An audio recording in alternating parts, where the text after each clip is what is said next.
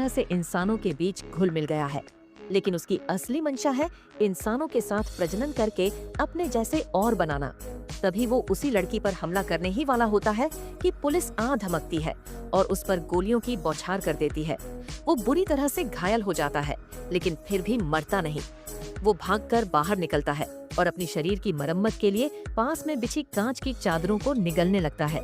फिर अचानक एक पुल से कूद जाता है और वहाँ से भाग निकलता है।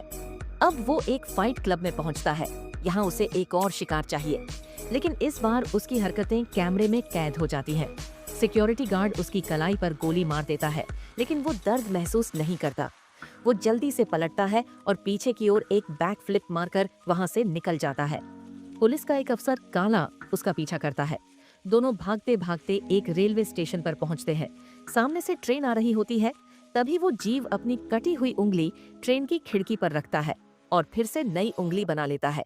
ये देखकर काला हैरान रह जाता है। अब वो जीव एक और मासूम महिला को अगवा कर लेता है।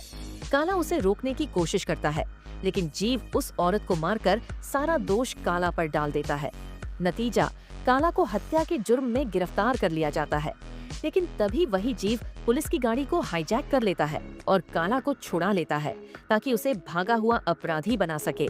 अब काला भी सब कुछ छोड़कर उस जीव को खत्म करने के लिए निकल पड़ता है।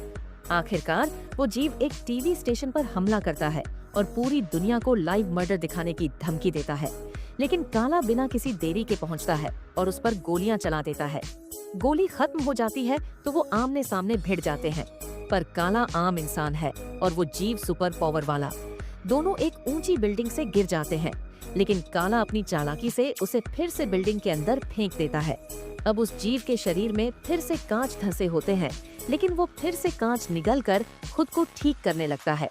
तभी काला समझ जाता है कि उसकी ताकत का रहस्य है उसका स्नेक गॉल यानी सांप का जिगर। वह झट से उसके सिर से वो अंग निकाल देता है। जैसे ही वो हिस्सा अलग होता है, जीव की मौत हो जाती है और काला उस जिगर को भी इमारत से नीचे फेंक देता है।